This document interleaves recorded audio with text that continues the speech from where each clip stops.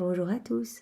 Eh bien, nous pouvons prendre un moment ce matin pour méditer sur la vie du bienheureux Raymond Lull et lui demander son intercession. Au nom du Père qui m'a créé, du Fils qui m'a sauvé et du Saint-Esprit qui me sanctifie. Amen. Jésus, je me plonge en toi, je me plonge dans ta divine volonté et je te demande de venir toi-même parler à travers ma bouche. Viens ouvrir mon cœur, viens ouvrir mon intelligence pour que je puisse recevoir, voilà, le cadeau que tu veux me donner à travers cet exemple de miracle. Viens vraiment, et viens créer l'émerveillement dans mon âme, chaque jour davantage, émerveillement par rapport à l'immensité de ton amour, Seigneur. Merci pour tout ce que tu nous donnes à chacun, pour les grâces que tu déverses, mais par torrent sur chacun de nous. Merci pour ton amour, Seigneur. Vraiment, je t'aime, je t'adore, je te remercie, je te loue et je te bénis dans ta divine volonté, au nom de tous. Alors, ce bienheureux Raymond Lull est né en 1232, donc c'est un bienheureux du XIIIe siècle. Il est né en Espagne, à Palma de Majorque, et c'était un chevalier vraiment à la cour du roi, un poète, un troubadour, et il a mené une vie vraiment de débauche jusqu'à ses 31 ans. Il était marié, mais il trompait sa femme, il allait voir à droite à gauche, et un soir, il écrit un poème pour voilà, une de ses maîtresses, et en tout cas une femme qu'il aimerait conquérir. Et le Christ lui apparaît dans son bureau en croix. Vous voyez, je peux l'imaginer un peu comme l'apparition qu'a eu Barnabas dans une révélation privée, donc vraiment ensanglanté. La vision est plus réelle que tout ce que ses yeux n'ont jamais vu. À 2 mètres de lui, Jésus, son visage ensanglanté, la couronne d'épines, les clous dans ses mains. Et Raymond tombe à genoux.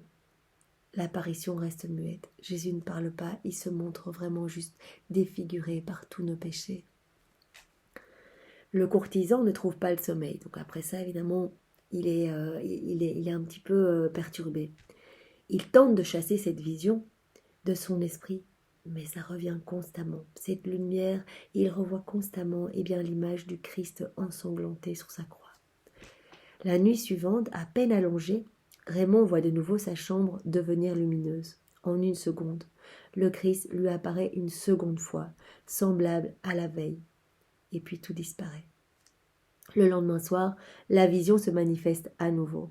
Raymond croit qu'il pourrait toucher Jésus tant il est proche. Donc vraiment, il est vraiment tout près de lui, quoi. Toute sa chambre s'illumine et il voit vraiment Jésus devant lui. Jésus en souffrance, Jésus défiguré par la douleur et en sang. Les 2 nuits suivantes, le Christ en croix se montre encore. Troublé par le regard de Jésus, il comprend qu'il doit se convertir. Il distribue tous ses biens. Il met son épouse à l'abri du besoin, puis entre dans un tiers-ordre franciscain. Il devient dans les années suivantes un théologien réputé et un grand missionnaire. Donc vraiment son cœur a été touché, vraiment il a été brûlé par l'amour du Christ et il s'est profondément converti. Il a vraiment tout donné, il a vraiment demandé pardon à Jésus, il a donné tous ses biens, il s'est dépouillé de tout, il a mis en sécurité sa femme et puis il est rentré dans un ordre de franciscains. Et en début XIVe siècle, donc, il prend part au concile de Vienne, convoqué par Clément V et le roi de France Philippe le Bel. Raymond va continuer à écrire des vers pendant toute sa vie jusqu'à sa mort, mais bien sûr ce ne sont plus des vers, des poèmes de conquête pour séduire des femmes, mais plutôt des mots d'amour pour le Seigneur. Voici un de ses poèmes. J'ai sombré en maintes péchés, le courroux de Dieu j'ai mérité, Jésus vint à moi crucifié, il voulut que Dieu de moi fût aimé. Donc vraiment nous pouvons demander cette grâce à ce bienheureux Raymond Lull qui a vraiment reçu le bonheur de pouvoir être converti. Eh bien demandons la grâce de la conversion profonde, que nous ne puissions vivre que pour Jésus, par Jésus et en Jésus.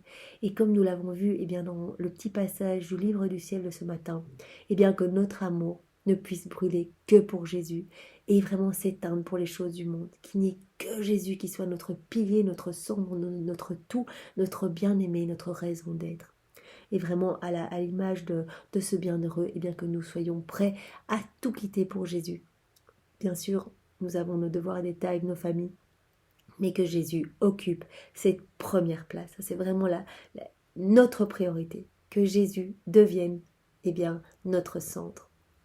Donne-nous cette grâce, Jésus, et nous demandons bien de Raymond Lull d'intercéder à cette intention, vraiment, de la vie dans la divine volonté et de l'amour fou pour Jésus. Notre Père qui es aux cieux, que ton nom soit sanctifié, que ton règne vienne, que ta divine volonté soit faite sur la terre comme au ciel. Donne-nous aujourd'hui notre pain de ce jour. Pardonne-nous nos offenses, comme nous pardonnons aussi à ceux qui nous ont offensés. Et ne nous laisse pas entrer en tentation, mais délivre-nous du mal. Amen. Je te salue Marie, pleine de grâce. Le Seigneur est avec toi. Tu es bénie entre toutes les femmes, et Jésus, ton enfant, est béni. Ton Fils qui veut tout nous donner. Sainte Marie, Mère de Dieu, prie pour nous pauvres pécheurs, et répands ta flamme d'amour dans nos cœurs, maintenant et à l'heure de notre mort. Amen.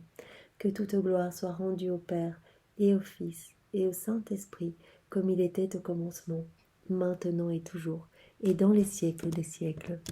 Amen. Eh bien voilà, c'est dans la divine volonté de Jésus que nous avons pris ce moment de prière pour demander vraiment avec force et amour cette vie dans la divine volonté et ce parfait détachement des choses du monde. Soyez tous bénis et passez une belle journée. Au nom du Père et du Fils et du Saint-Esprit. Amen. Au revoir.